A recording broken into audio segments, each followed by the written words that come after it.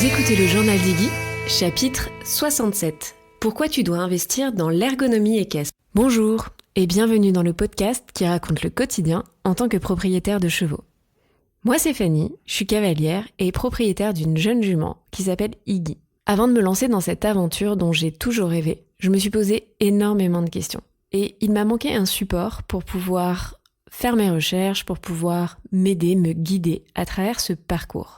C'est comme ça que j'ai eu l'idée de créer ce podcast et que je vous donne du coup rendez-vous depuis plus d'1 an, tous les mercredis, pour vous partager des connaissances, mais aussi de la prise de recul en tant que cavalier cherchant à devenir propriétaire. Vous trouverez donc dans ce podcast de l'inspiration, de l'introspection, des témoignages, des idées, mais aussi des outils pour vous permettre à votre tour de passer à l'action et de construire votre relation rêvée. Que ce soit en solo ou avec mes invités, je pose ici tout haut les questions que tout le monde se pose tout bas. Aujourd'hui, on se retrouve en solo, ou plutôt devrais-je dire en tête-à-tête, juste vous et moi. Pour l'occasion, je vais me remettre à nu devant vous. Vous allez finir par croire que je ne suis plus très pudique. Et je vais vous parler avec toute transparence et honnêteté de comment j'ai fait la rencontre de ce grand concept qui est l'ergonomie équestre. Vous vous en doutez, ça ne s'est pas fait sans douleur, ou devrais-je dire plutôt avec perte et fracas. Et juste avant de rentrer dans le vif du sujet, il y a un cadeau, un bonus à la clé, à l'écoute de cet épisode. Je vous en parle donc juste après le jingle, on se retrouve tout de suite. Alors dans cet épisode 100% transparent, j'ai envie déjà de parler du titre même de ce podcast. Vous l'aurez remarqué, il est peut-être un petit peu plus putaclic que ce que je fais d'habitude. La raison derrière cela, c'est que je sors moi-même de l'écoute d'un autre podcast sur les meilleures stratégies pour faire en sorte qu'un podcast se diffuse auprès du plus grand nombre. Et j'ai donc réalisé que mes titres étaient parfois, ils sont en général assez concis, mais je sais pas s'ils vous donnent toujours ultra envie de cliquer pour écouter. J'ai un petit peu peur que des fois vous ne vous sentiez pas concerné par le sujet et que du coup vous n'alliez pas plus loin. Et fair enough, je veux dire, tous les sujets ne peuvent pas 100% du temps vous intéresser. Mais celui-là, j'avais vraiment envie que vous l'écoutiez. Il y a une raison à cela, c'est que aujourd'hui, je vais vous parler d'une grosse erreur que j'ai faite à mes débuts avec Iggy. J'en ai déjà parlé un petit peu, je crois, dans un épisode qui s'appelle 3 erreurs à ne pas faire, justement, un truc dans le genre. Mais là, en fait, je vais la détailler. Je vais vous expliquer comment, de cette erreur, m'est née une passion pour l'ergonomie équestre.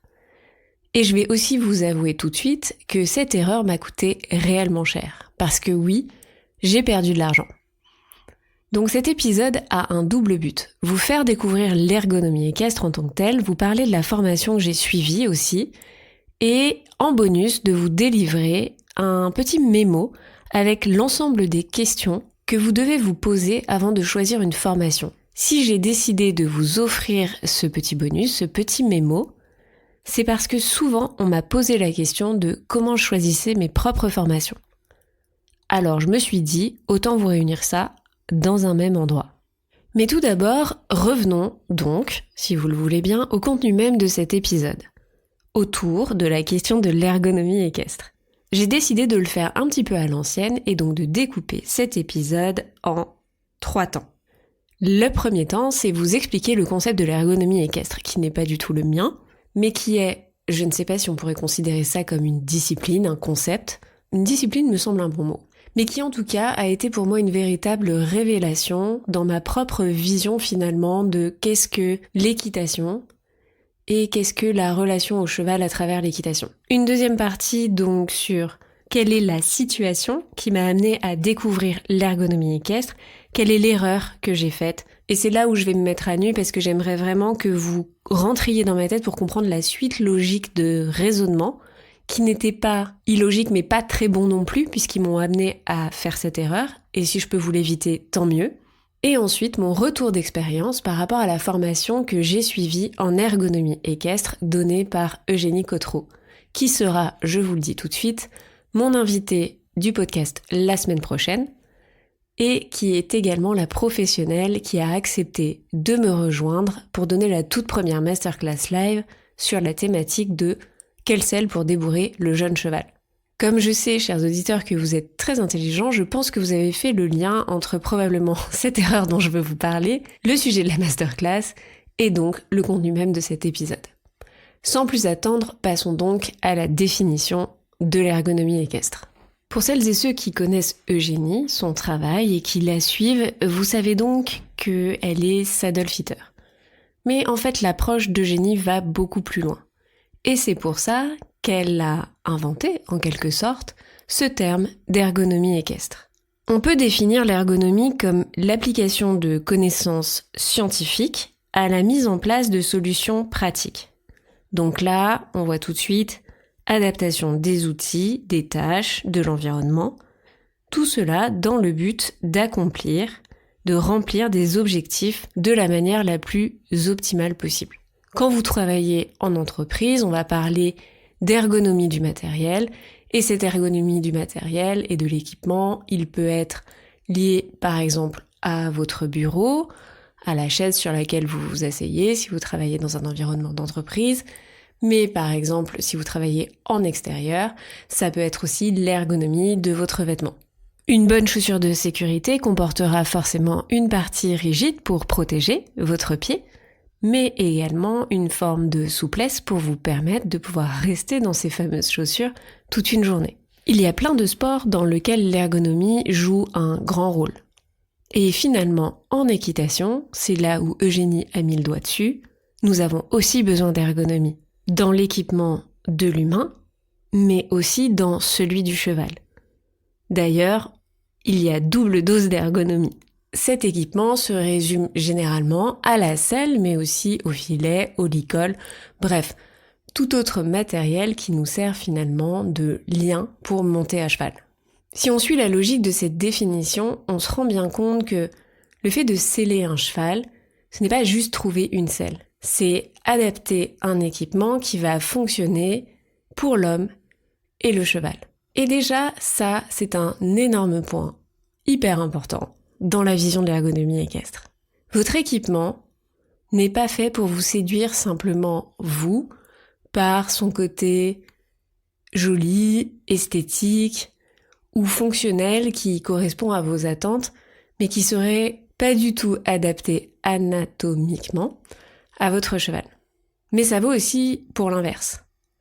C'est-à-dire qu'une selle qui irait parfaitement à votre cheval, mais sur lequel vous seriez assis vraiment comme sur un pouf, c'est-à-dire avec aucune notion d'équilibre, du fait de pouvoir tenir droit, etc., c'est pas idéal non plus. Finalement, l'ergonomie équestre, c'est une vision holistique du couple cavalier-cheval. Et cette notion de couple cavalier-cheval est presque indissociable dans l'ergonomie équestre.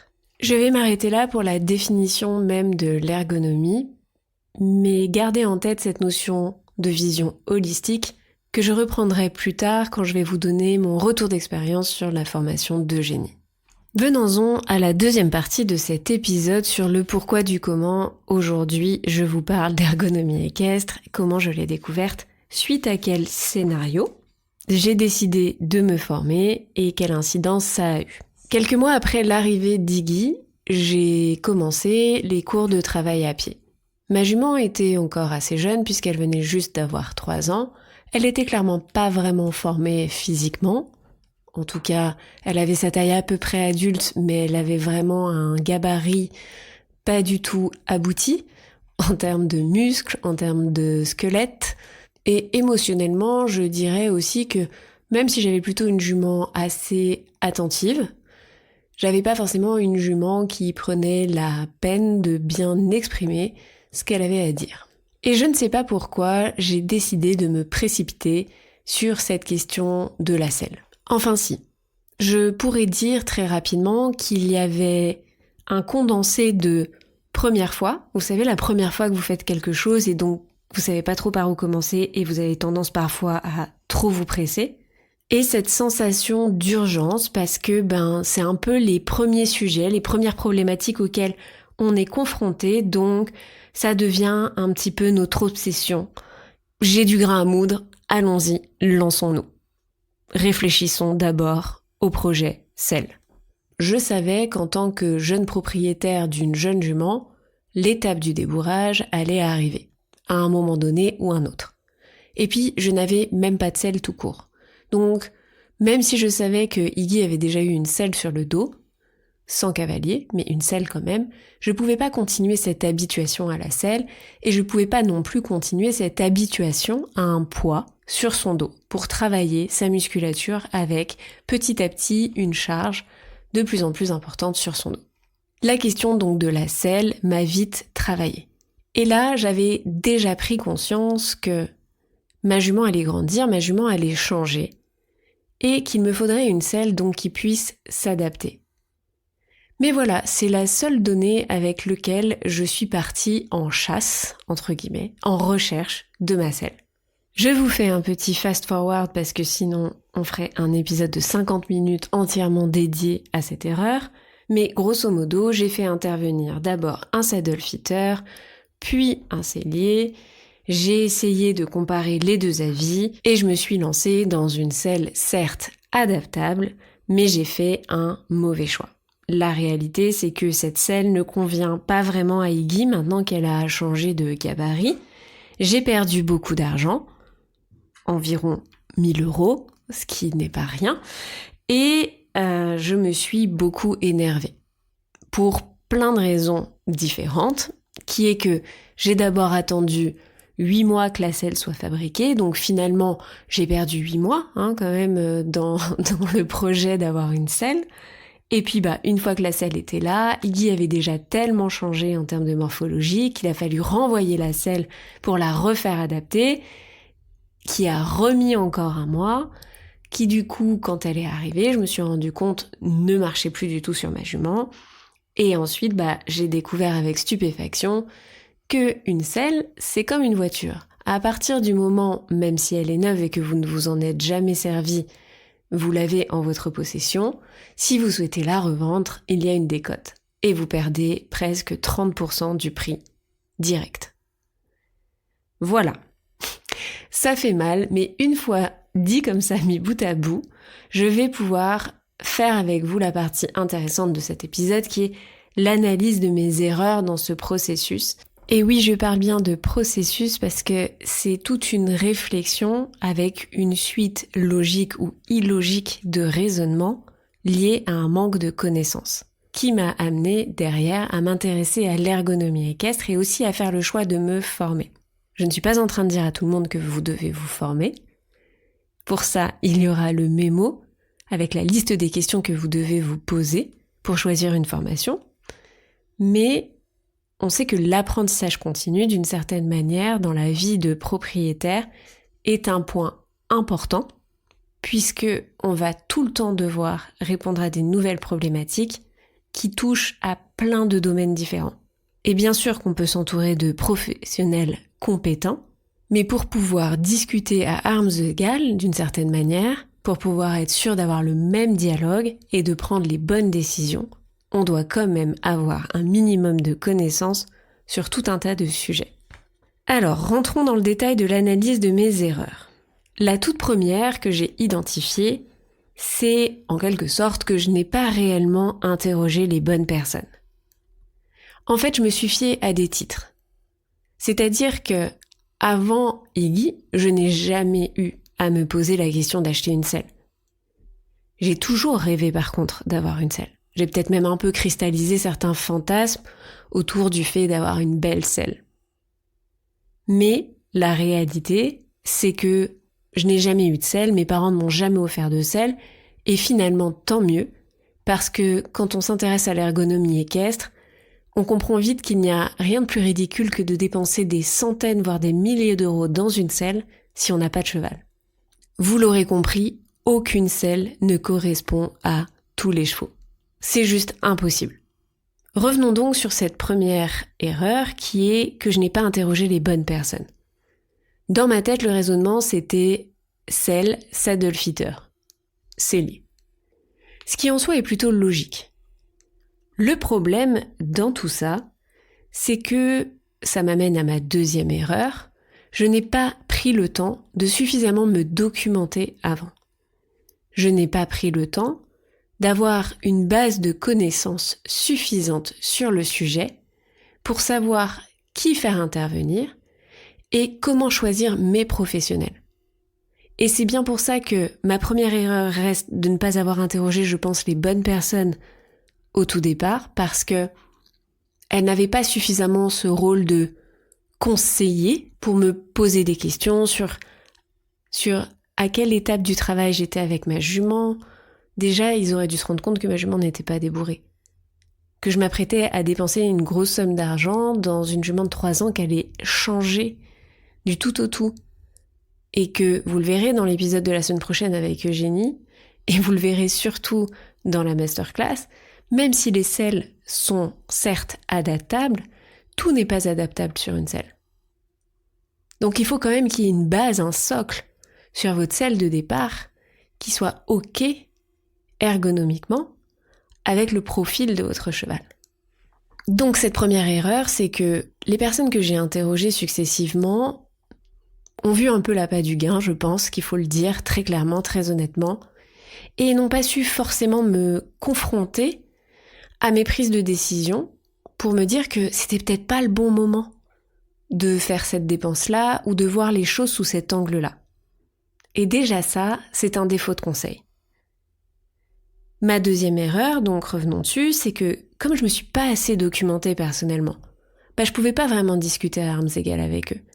Je pouvais pas en fait me rendre compte que ce dont ils étaient en train de me parler, ça faisait appel à d'autres sujets dont je n'avais pas encore la maîtrise.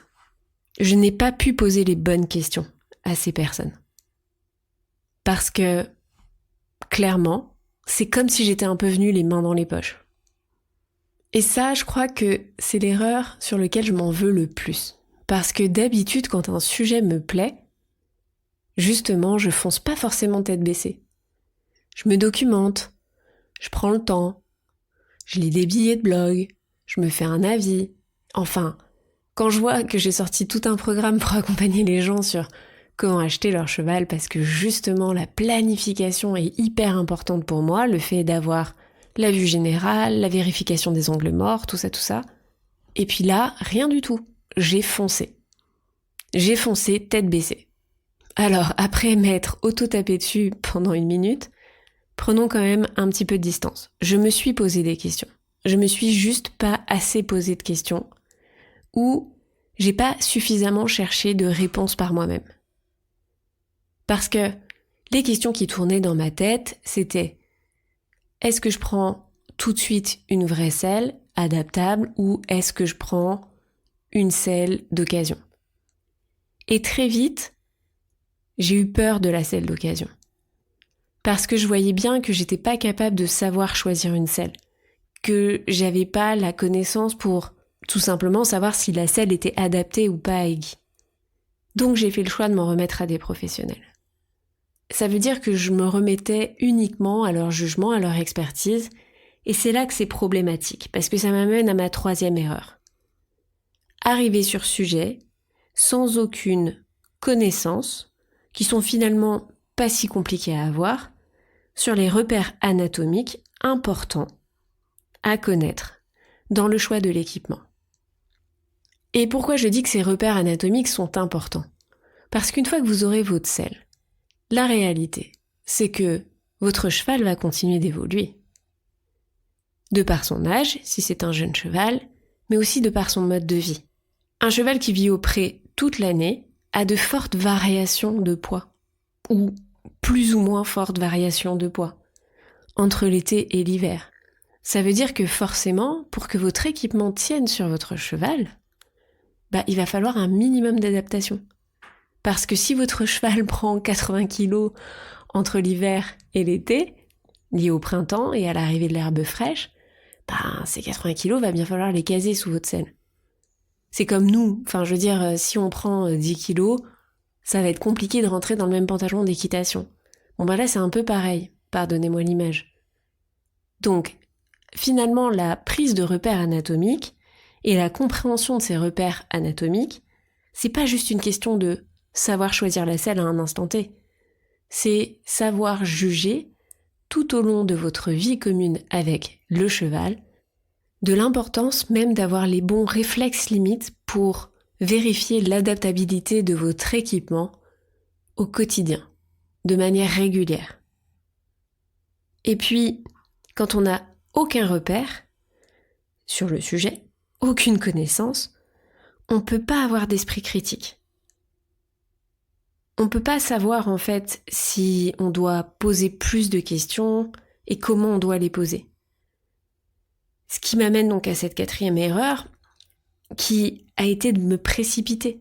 Je ne sais pas pourquoi je me suis mis autant de stress pour rien. La réalité, c'est que, en fait, j'étais pas pressée. Ma jument n'était pas prête physiquement. Elle n'était pas prête émotionnellement. Donc, je me suis mis la rate au corbouillon, pardonnez-moi l'expression, pour avoir cette selle, alors que, en fait, j'allais rien en faire derrière. Ou c'était trop tôt, en tout cas, pour pouvoir en faire quelque chose. Ou que j'aurais pu commencer différemment. Et que pour le peu de fois où j'allais mettre la selle sur le dos, en fait, de ma jument, j'aurais pu peut-être en emprunter une. Bref, la dernière des erreurs que je veux vous partager dans cette analyse, c'est que aller au plus cher, aller tout de suite à la qualité maximum n'est pas forcément non plus le bon réflexe. J'ai dépensé plutôt une somme coquette, pour être poli, dans ma selle, parce que je voulais de la qualité. Et en soi, c'est bien, c'est louable. Mais en ayant fait ça, je me suis enlevé une sacrée part de budget pour la suite de mon projet. Parce que maintenant, je me retrouve avec une selle pas adaptée, qui m'a monopolisé une certaine somme d'argent, que je vais perdre à la décote, et je me retrouve donc avec un budget moindre pour pouvoir aller choisir un matériel adapté. Et ça, on en parlera dans la masterclass d'Eugénie. Mais la gestion budgétaire, financière, de l'équipement, les choix qu'il faut savoir faire à l'instant T, demandent parfois de savoir mettre de l'eau dans son vin. Oui, la qualité, c'est bien. Oui, vouloir le meilleur, c'est bien.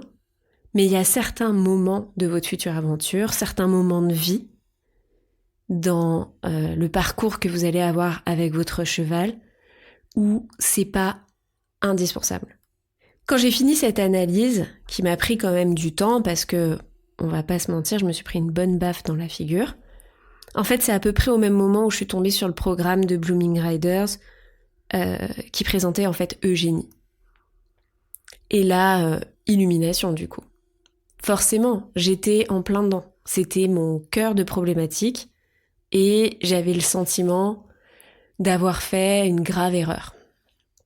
Alors remettons les choses à sa place, c'est pas une si grave erreur que ça, c'est juste, je me suis mis dans une difficulté à un instant T.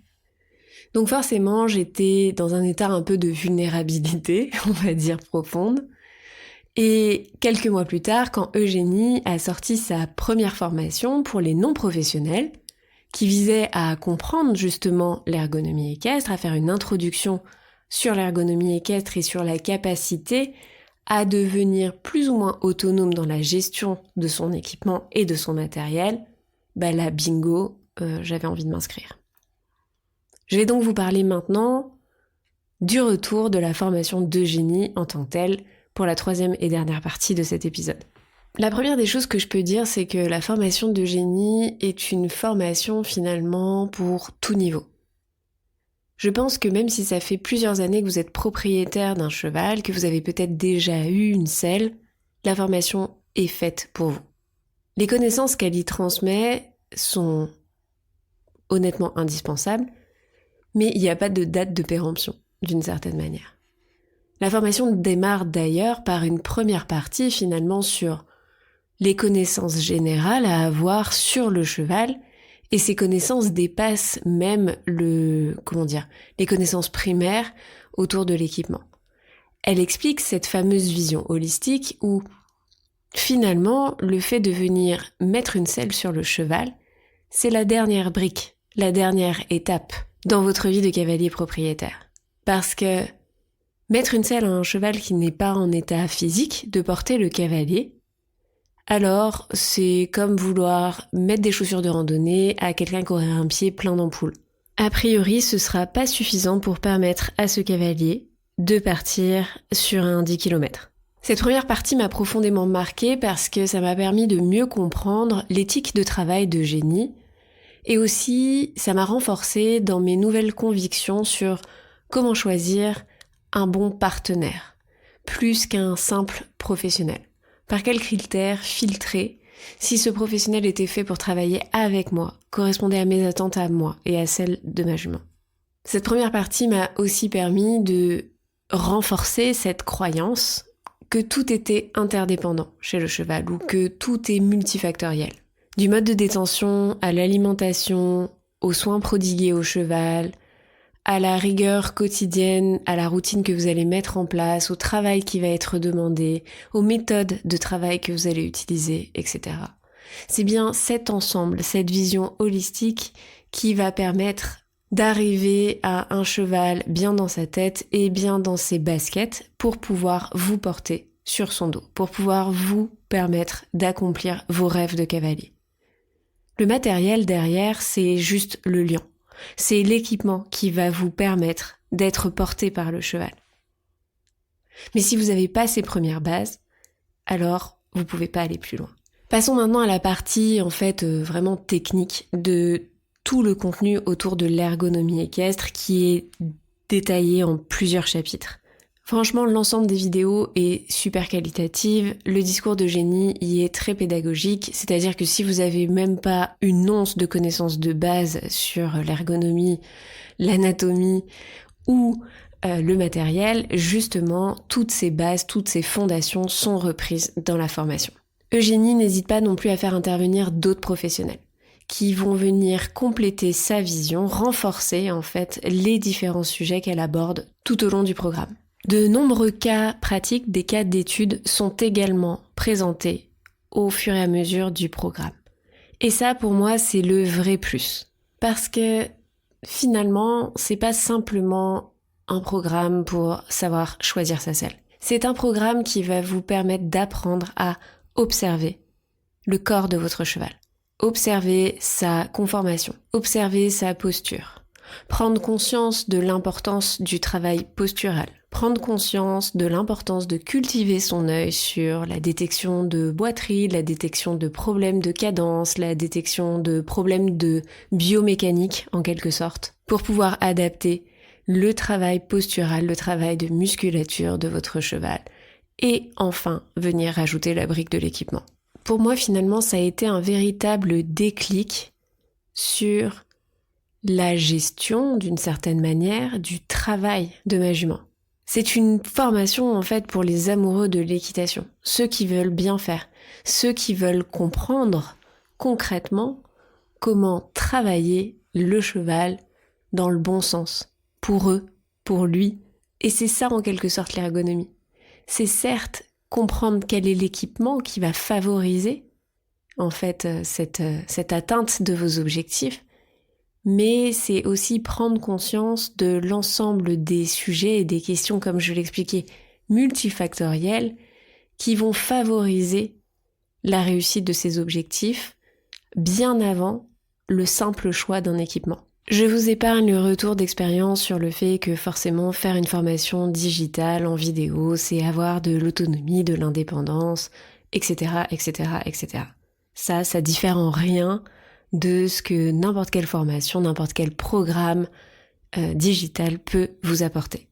Pour conclure, l'ergonomie équestre, c'est apprendre à cultiver son œil, c'est apprendre à regarder le cheval différemment. C'est apprendre à regarder l'invisible.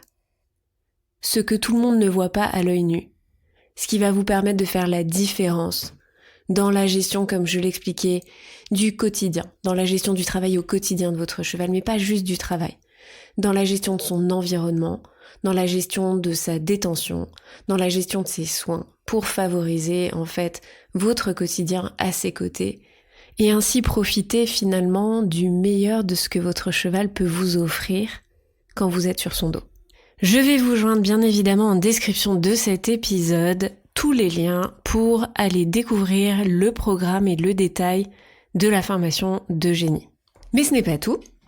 Je ne sais pas si vous aviez oublié, en bonus de cet épisode, je vous ai préparé un mémo pour apprendre à choisir sa formation. Donc comme je l'ai dit, on m'a souvent posé la question de comment tu fais le choix de tes formations, comment tu décides ou pas de ce que tu vas prioriser dans tes formations. Et je me suis dit que c'était un bon petit cadeau bonus pour cet épisode. Donc là également, je vous joins le lien en description de celui-ci pour pouvoir télécharger la liste des questions à se poser absolument avant de s'embarquer dans une formation. La semaine prochaine, on continue sur le sujet de l'ergonomie, aux côtés donc d'Eugénie elle-même, qui va vous dévoiler l'erreur à ne surtout pas faire dans le choix d'une selle. Cet épisode vient en promotion et en soutien de la masterclass live que l'on donne en commun sur la thématique suivante: quelle selle pour débourrer le jeune cheval. Cette masterclass aura lieu le 8 février prochain en live, ce qui veut dire que ce n'est pas un webinaire enregistré. L'idéal est donc que vous puissiez la suivre en direct de manière à ce que vous posiez toutes vos questions et que vous puissiez parler de votre cas personnel si besoin à Eugénie. Les inscriptions sont déjà ouvertes et le lien donc pour la rejoindre est également en description de cet épisode. Je vous remercie une fois de plus de votre fidèle écoute. J'ai hâte de vous retrouver dès la semaine prochaine et d'ici là, n'hésitez pas à nous rejoindre sur les réseaux sociaux @iggy.journal sur Instagram et sur TikTok pour suivre notre quotidien. Si vous avez une question, n'hésitez pas non plus à me la poser en DM sur Instagram, mon canal de communication privilégié. Merci de votre écoute et à très bientôt.